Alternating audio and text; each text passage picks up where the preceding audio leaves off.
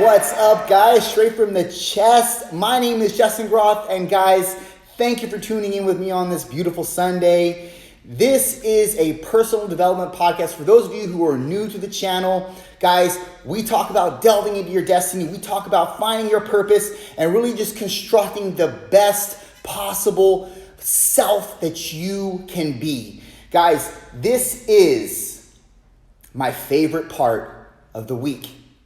And for those of you who have noticed, if you watch me on YouTube or watch me on my live feeds, I got a new mic. This is the big boy.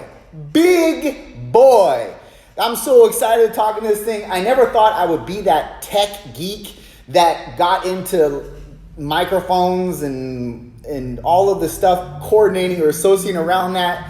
And I am. It's just the way it is now. I'm a tech geek now. Solidified, certified, stamped. But anyways, I'm just super excited about this mic. It's going to make my voice sound a little bit better. And it just takes out all the muffle and all that nonsense that I had previously with the other mic. And so I'm super excited about it. And if you're watching, you're noticing that I'm wearing my sexy shirt. I'm showing a little cleavage. But listen, it had to be this way. I can't button the other button because I'm just too freaking big, man. I'm just popping. I'm just playing. I'm not really, but it is definitely uncomfortable for me to pop this other button up. So I'm just leaving it. I'm leaving it be. I know I'm going to hear about it from my girl later, but that's all right because she's not here to button it up for me. But anyways, guys, I am a little bit lit because I have this coffee, this cheap coffee that I drink every Sunday and Wednesday. It's a vanilla latte. I've told you about it time and time again.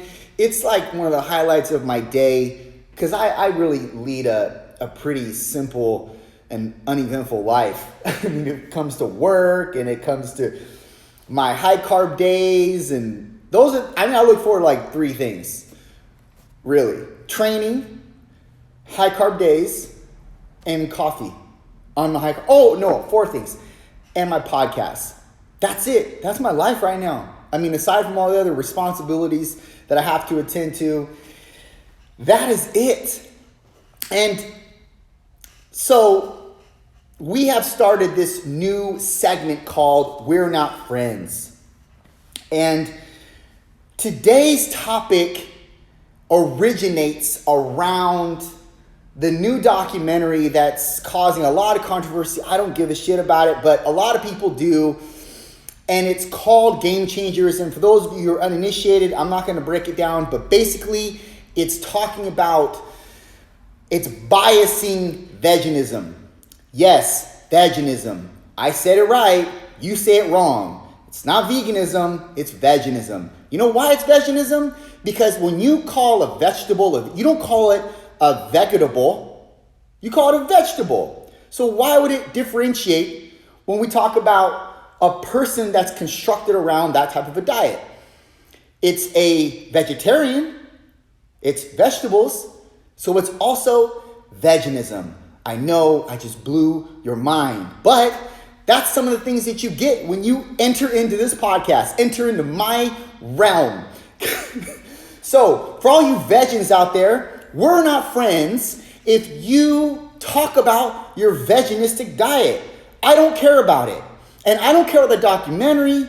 And I don't care what's right and what's wrong. All I care about is what you're consistent with on a daily, perpetual end. That's all I care about. So if you're consistent with eating pizzas and know you're going to die at the age of 43 because of it, that's okay.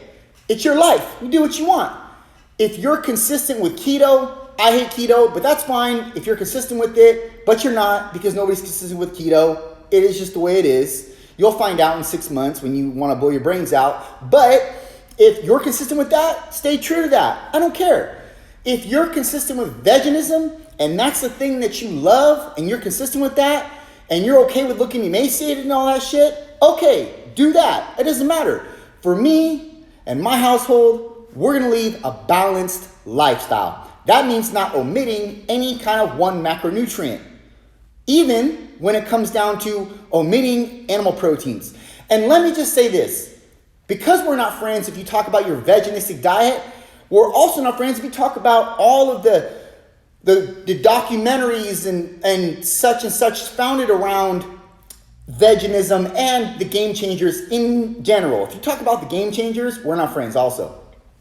Guys, food for thought. I know a lot of people are debunking this whole myth, trying to debunk the whole veganism myth and all that whatnot, how it's better to be this and that and the other. It's really not. But let me tell you what matters. And let me tell you a little bit about our evolution. So back in the day when none of us existed, but our ancestors did, we actually evolved hundreds and hundreds of years off of eating meat and plants. Not one or the other. It was meat and plants. Our digestive systems are founded and constructed in such a way, they're designed in such a way that they're made to assimilate nutrients and products from both animal proteins and plant proteins. Okay? There's that. And secondly, we're omnivores, which means we're plant eaters and animal eaters. So shut up about veganism. If you're on it, great. I don't tell you all the ways that I love to eat animals. It's just the way it is, because that's the way that our whole biological foundation was founded on. We have evolved from that. Why would you try to redo hundreds and hundreds of years of evolution, dude? Just shut up. Just shut up and do what you want. Most of the time, what you're doing is centered around this if you're talking about this whole veganistic cult, really, I don't know, whatever it is. If that's you, then do you, dude. Shut up about it. But everybody else is animal eaters. They're not talking about anything they're not talking about this is so much superior. They're just doing it because that's what's in our DNA, and we're wired to eat animals. Like just we were wired as men to be hunter-gatherers. We're not trying to go back on that principle, are we?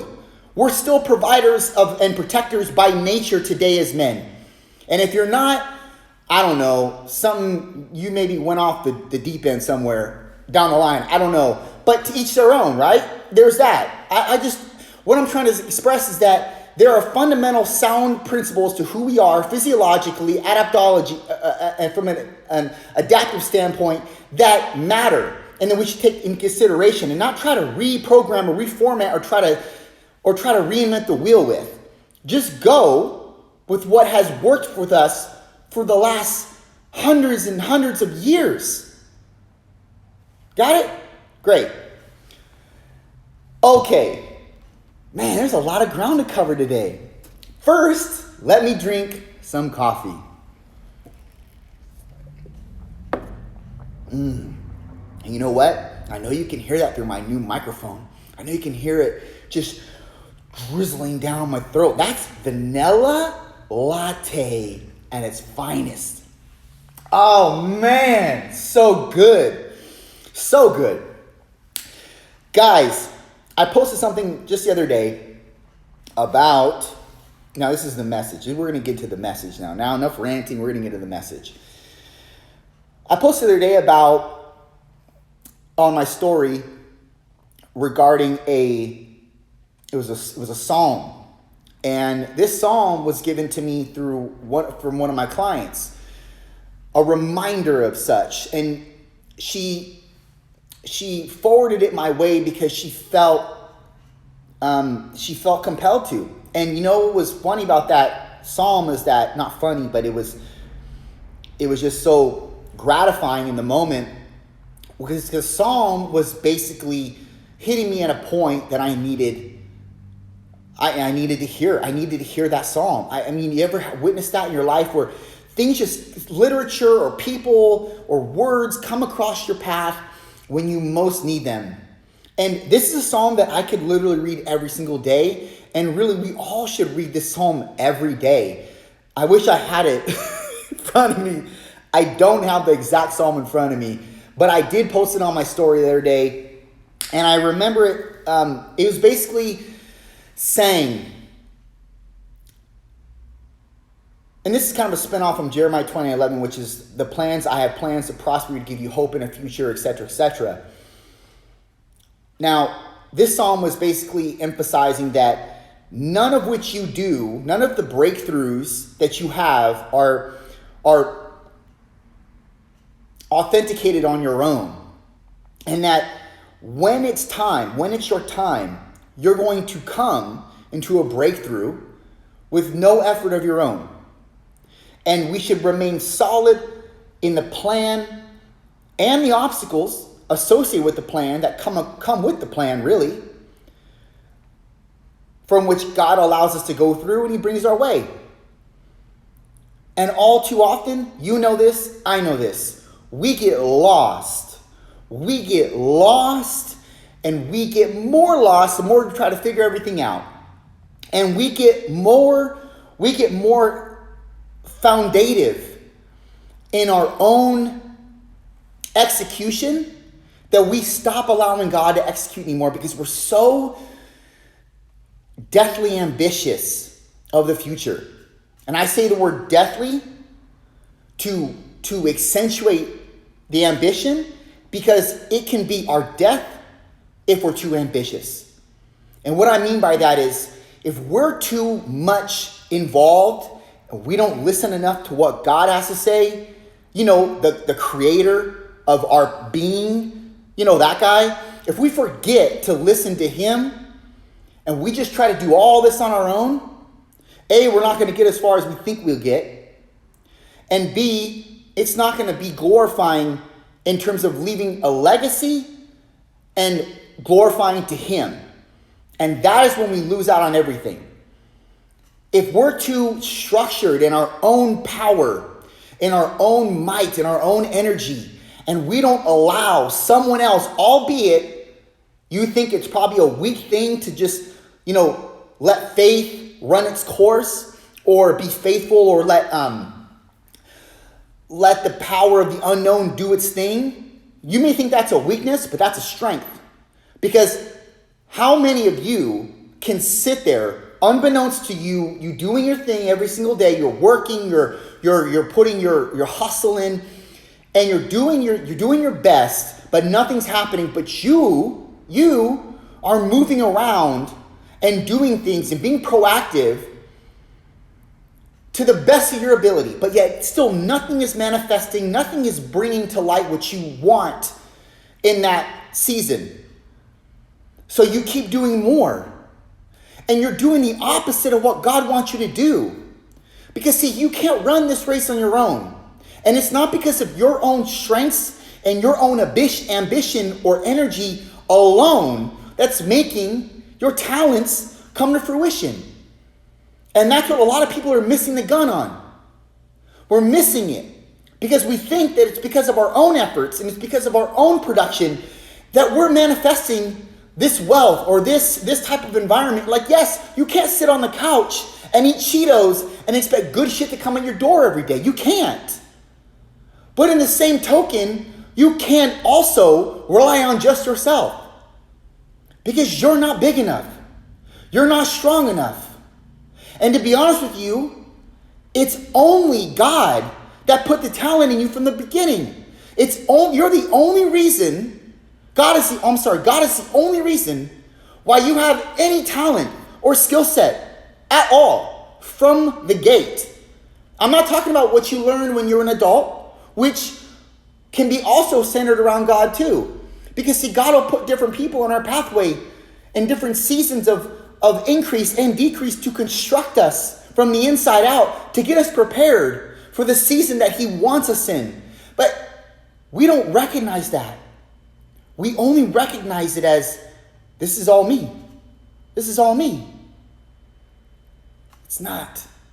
Let me give you an example. Drake. He was doing television, making $50,000 a year doing these little shows on Glee. I think it was Glee, right? He's doing his raps, he's doing his passion, but he's still acting, making not so great money, right? Who's he approached by? Was it Birdman or Lil Wayne? One of the two. He was recognized by one of those. Do you think that was because he made the appointment, and he got on the phone and tried to get a hold of Birdman and tried to get a hold of Lil Wayne or whatever, and tried to make that divine connection happen. No, it was led his way.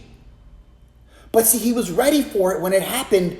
He was ready to go to the next level because he had been preparing all the way through, amongst doing the little Glee episodes or whatever he was doing. Please correct me if it's not Glee, but it was TV for the most part. It was just, that's what he was doing. But he was getting ready and prepared by not leaving his craft or his passion. He was continuing to do it on the side. But that's the thing that was the fire within him. And then when he was ready, God brought somebody his way to essentially disciple him and bring him to the next level. It wasn't because of something he did on his own, but he was getting prepared in the process. And it was only because of that divine connection that he was able to catapult to the next level. Does that mean it's all him? It's not all him. It's God and you together as a team. And the more that you denounce God, the worse off you'll be. And I don't mean that to scare you, but I'm here to tell you the truth. You to your friends and your family, you may seem like a dream weaver. You may seem like somebody who doesn't take action. But all the while, you have something inside of you that probably they let die a long time ago, or they just don't recognize in themselves. And that's why they can't come in concert with you. They can't come into agreement with you because they never felt that. Because they let that die in them, or they let that feeling suppress in them, that fire, that igniting system that's in all of us. It's in all of us. It's in you. It's in me. It's in everybody. It's in someone listening to me in Japan right now. It's in you too. But the reason why you're not catapulting to new levels yet is because A, it's not your season yet, or B, it's because God and you aren't working together and you're trying to do this on your own. And the more you think you can get there on your own, the more distracted you're becoming. And the more you're actually going away from your season of increase. You're moving away from it. We all want to step into our season of increase, but it's going to take you being diligently sound in activating the principles of God, being obedient to him, and disciplined within what he wants for you. Now, that doesn't mean that you don't do what you know is right within you, because God's given you a certain character that you need to identify with and capitalize on. It may not sound like everybody else. It may not be doing the same work that everybody else is doing, but what's great about God is that he'll convict you when you're wrong. And he will actually guide you towards certain patterns to take or ways to go about. It's up to you to listen, though. And might not be the thing that you want to do, but you know innately that's what you should be doing. This is the path. This is the way I should be going. Even if your mom or your dad or your best friends are telling you, no, don't do that, dude. That's not the way. Who knows better? Who knows better? God, I believe, talks to us through our gut. That's one part that I think he talks to us through. Our gut, our heart. And if you know in your gut, this is the right way, you're doing yourself an injustice by not following that 1,000%. You may be in a time right now where it's dry and it doesn't seem like nothing's happening. If you are secure in that, and you know the difference between being secure and being lost. But if you find security in the sense of knowing, I'm not really moving, I'm kind of in idle. But if you feel a security in that stance, you're right where God wants you to be. And you need to just relax. Because this is not going to happen because you made it happen.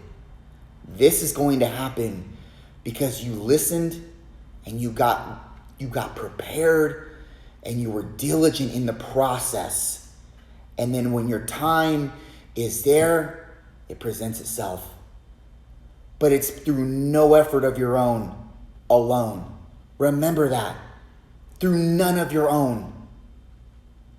You can beat me up for it. You can beat yourself up for it. You can beat everybody else that tells you what's up for it. You can beat that till it's to a pulp. But you're not going to step into your path or step into that breakthrough by you just plugging away and you grinding and you hustling. I don't care what you call it. There are some things that you're not smart enough for. There are some things that you don't have the power for. And those are consequently the things that are going to bring you to the state that you want to be in and that God wants you in. But it may not be where you want to be, but it's where God wants you to be. And that is where you're supposed to be. Because that is what coincides and aligns with the direct talents that He placed in you before you were born.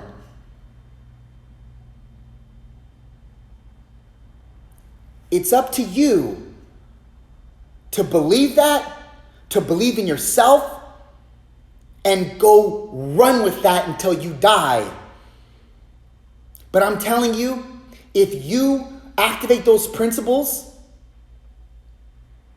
you'll never come up shortchanged. You'll always come up with an overflow. And you'll always understand why things happen the way they happened. Why this person left you.